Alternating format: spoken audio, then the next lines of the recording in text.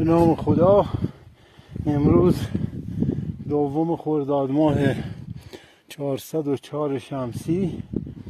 اتفاق دوستان جان، آقای ثمره عزیز، آقای اسداللهی عزیز، صعود به قله بالای 4000 متر کله ماری از ارتفاعات منطقه کوهشاه و لاله‌زار که قله بسیار با شکوهی است.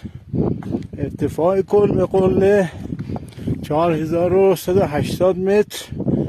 درود بر آقای اسداللهی عزیز، درود بر شما. روز همگی با شکوه و زیبا. درود بر دوستداران طبیعت و کوهستان. قله